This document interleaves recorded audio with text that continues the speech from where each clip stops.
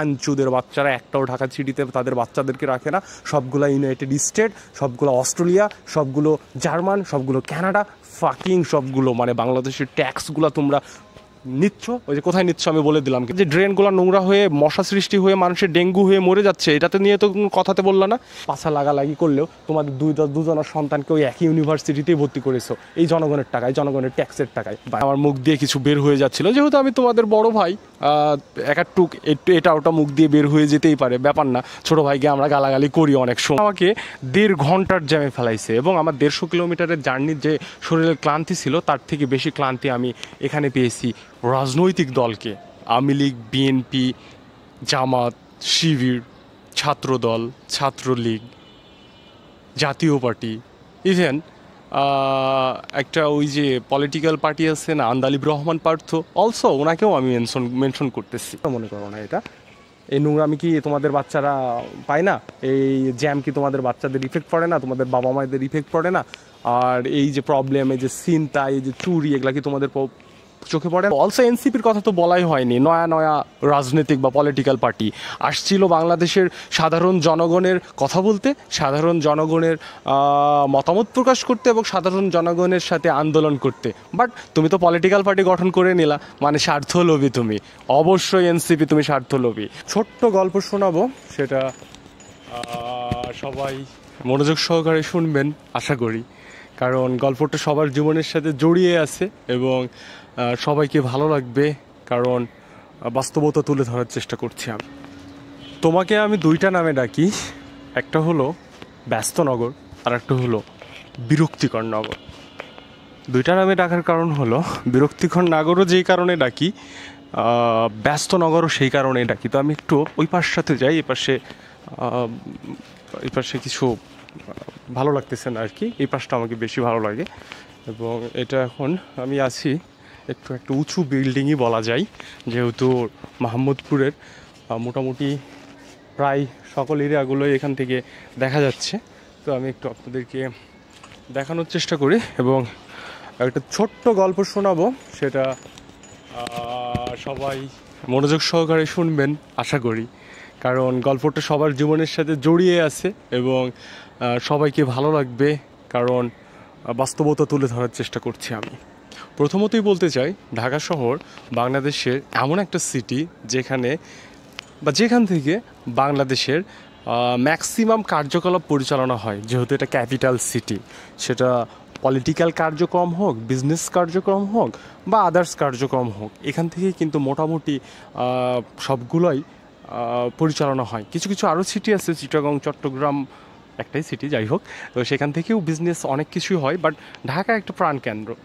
তো যে বিষয়টা বলছিলাম সেটা হলো যে ঢাকাতে এত পরিমাণ মানুষ এবং জ্যাম সৃষ্টি হয়ে গেছে বর্তমান সময়ে, এটা হয়তো সবাই বুঝতে পারে না।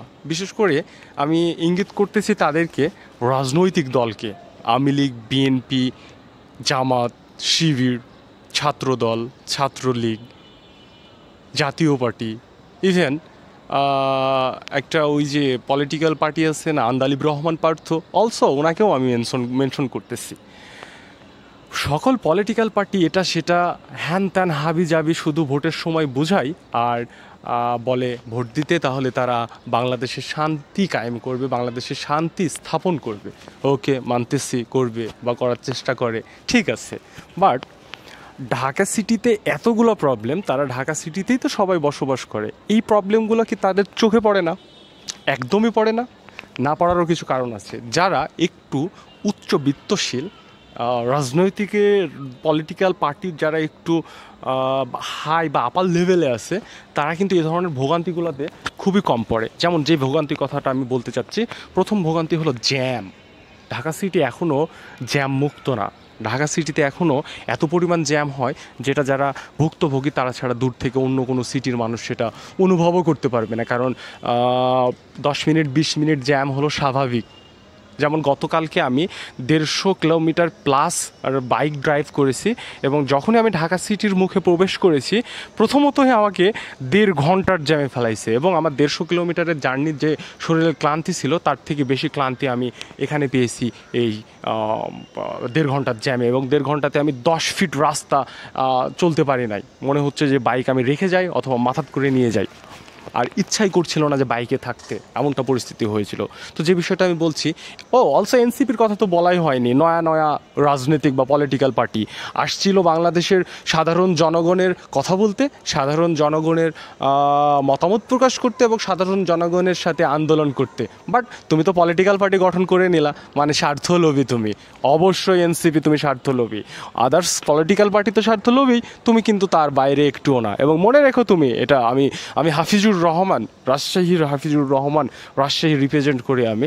এবং আমি এনসিপি তোমাকে বিশেষ করে বলতেছি যে তোমরা মেম্বারের ভোটে দাঁড়ালে পাশ করবা না, এই ধরনের অনেক ক্যান্ডিডেট তোমাদের আছে, হয়তো 2-1 পাশ করবে, তার মধ্যে হাসনাত আবদুল্লাহ একজন হয়তো পাশ করতে পারে, বাকি আর কোনো, মানে আমি বললাম না আমার মুখ দিয়ে কিছু বের হয়ে যাচ্ছিলো, যেহেতু আমি তোমাদের বড় ভাই, একটু এটা ওটা মুখ দিয়ে বের হয়ে যেতেই পারে, ব্যাপার না। ছোটো ভাইকে আমরা গালাগালি করি অনেক সময়, ভালোবেসে আদর করে, ভুল করলে মানে তাদেরকে আমরা কিছু শেখাই বা কিছু বলি, সেটার মাধ্যমেও গালাগালি করি। তো এনসিপি তোমাদেরকে বিশেষ করে বলতেছি, আদার্স পলিটিক্যাল পার্টিকেও বলতেছি যে তোমরা বালের এত প্রবলেম সলভ করে বেড়াও, এত কথা বলে বেড়াও, ঢাকার জ্যাম নিয়ে কোনোদিন কথা বললা না তো?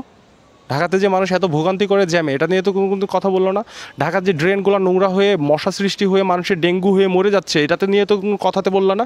কেন পারা যায় না ঢাকা সিটিটাকে ক্লিন করতে? অবশ্যই পারা যায়। আমার ব্যক্তিগত অভিজ্ঞতা থেকে বলতে পারি, ঢাকা সিটিতে আমি যতদিন এসেছি, আমি ঢাকা সিটিতে প্রায় অনেক বছর থেকে আসা যাওয়া হচ্ছে এবং বেশ কয়েকদিন করে থাকা হচ্ছে এবং থাকি বিভিন্ন কারণে, বা আমাদের ফ্যামিলির এক অংশ ঢাকা সিটিতে বসবাস করে, সেই কারণেও আসলে আরও বেশি আসা হয়। তো যেটাই বলছিলাম আমি, যে এখানে জ্যাম এবং নোংরামির যে পরিবেশটা, এটা কিন্তু তোমরা মনে করলে কোনো পলিটিক্যাল পার্টি এটা নিয়ে কথাই বলো না, মনেই করো না। তোমরা কেন মনে করো না এটা? এই নোংরামি কি তোমাদের বাচ্চারা পায় না? এই জ্যাম কি তোমাদের বাচ্চাদের ইফেক্ট পড়ে না? তোমাদের বাবা মায়েদের ইফেক্ট পড়ে না? আর এই যে প্রবলেম, এই যে ছিনতাই, এই যে চুরি, এগুলা কি তোমাদের চোখে পড়ে না? আচ্ছা পড়বে কিভাবে বলো, পড়বে কিভাবে?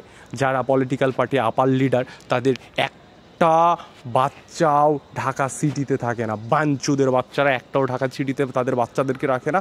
সবগুলো ইউনাইটেড স্টেট, সবগুলো অস্ট্রেলিয়া, সবগুলো জার্মান, সবগুলো কানাডা, ফাকিং সবগুলো, মানে বাংলাদেশের ট্যাক্সগুলো তোমরা নিচ্ছ, ওই যে কোথায় নিচ্ছ আমি বলে দিলাম কিন্তু, হ্যাঁ ওটা আন্দাজ করে নিও। তো সবগুলা তোমরা ট্যাক্সগুলো জনগণ থেকে নিচ্ছ, বাট তোমাদের ছেলে মেয়েকে কোথায় পাঠাচ্ছ?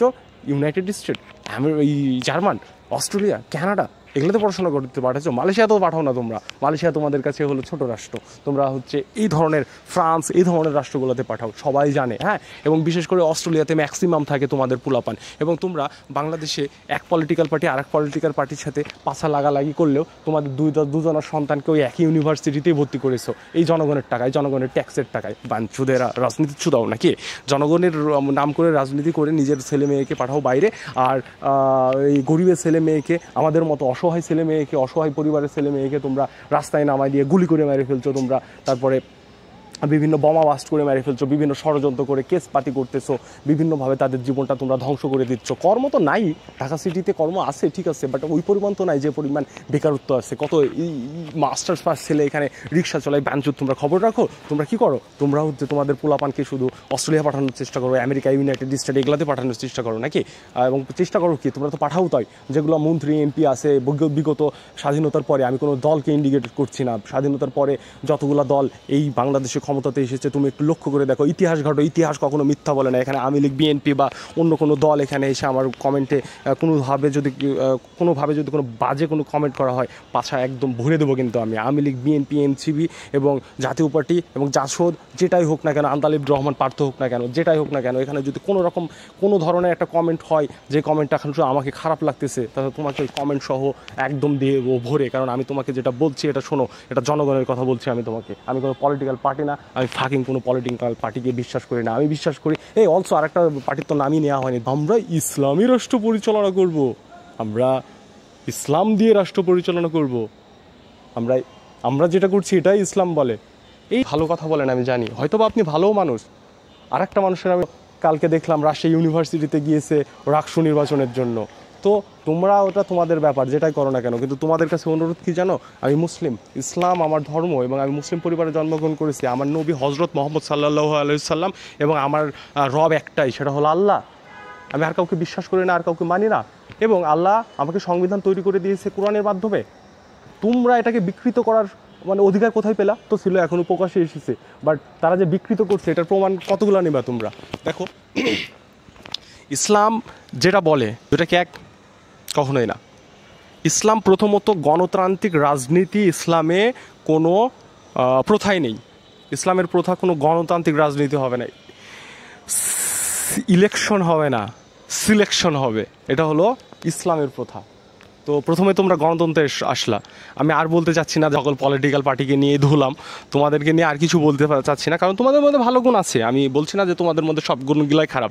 কিন্তু আমার হৃদয় কাতর স্পর্শ হয় এবং রক্তক্ষরণ হয় তখনই যখন তোমাদের কার্যকলাপকে তোমরা বলো যে এটা ইসলামের কার্যকলাপ, এবং তোমাদের অনেক বক্তনা দিলে তুমি জান্নাতে যেতে পারবে না, তোমাকে আল্লাহ ভালোবাসবে না। কেন রে?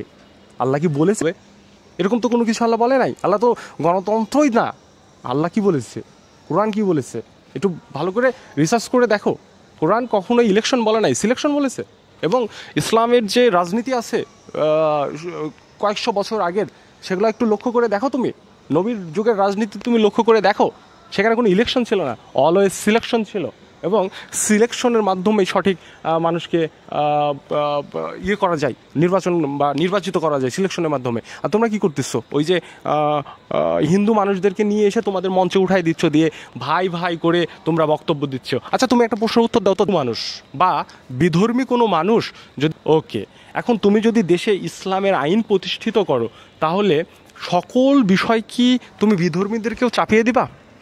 এখন তোমরা তো অনেক যুক্তি তুলে ধরো বিভিন্নভাবে, তো এই যুক্তিগুলাতে তোমরা বলো যে না, আমরা সবাইকে সমান অধিকার দেবো, এটা সেটা হ্যান ত্যান হাবি যাবি। আচ্ছা, মানলাম, সব কিছুই বুঝলাম যে তোমাদের নিজের স্বার্থে এগুলা তুমি বলো, ঠিক আছে, কিন্তু তুমি এটা বলো কেন? আমার একটাই ক্ষোভ তোমাদের প্রতি, যত রাজনৈতিক দল আছে তাদের প্রতি। যেমন এই টাইপ আরও কিছু রাজনৈতিক দল আছে, চরমনাই চালাফু, মানে কি আর বলবো না, অল টাইম পান খাই, আর আরও কিছু আছে। তো এইদেরকে আমি একত্রে করে বলতে চাই যে আপনাদের কাছে আমি রিকোয়েস্ট করছি এবং অনুরোধ করতেছি, ইসলামটাকে বিকৃত করেন না। আপনারা যেটা বলছেন এটা ইসলাম না। আপনাদের রাজনীতি আপনারা চুদান, সমস্যা নেই তো, আপনাদের রাজনীতি আপনারা করেন, কে নিষেধ করেছে আপনাদের রাজনীতি করতে? আপনার রাজনীতির মধ্যে ইসলামকে কেন টানে নিয়ে আসছেন যে আপনারা যেটা করছেন এটা ইসলাম বা আপনাদের সাথে থাক? এটা কিন্তু আপনি ঠিক বলেন না, ঠিক আছে? আপনি কিন্তু অনেক বড় বড় কিছু কিছু বিষয়ে মিথ্যা কথা বলেন। যেমন রাজশাহী ইউনিভার্সিটির একটা কথা আপনি বারবার বিভিন্ন জায়গায় বক্তব্য দেন যে রাজশাহী ইউনিভার্সিটিতে কোনো একটা সময় দলই হোক, আমার কাছে কোনো দলই ম্যাটার করে না, সবগুলাই আমার কাছে ফাকিং দল। আর পলিটিক্যাল কোনো পার্টিকেই আমার পছন্দ না, কারণ জনগণের উপকার করতে হলে যে পলিটিক্স করতে হবে এটা জরুরি না, বিজনেস করতে হবে এবং টাকা আয় করতে হবে, আর জনগণকে দান করতে হবে, রাষ্ট্রকে উন্নয়ন করতে হবে, ঠিক আছে? এইটা হলো একটা সচেতন নাগরিকের কাজ, যেটা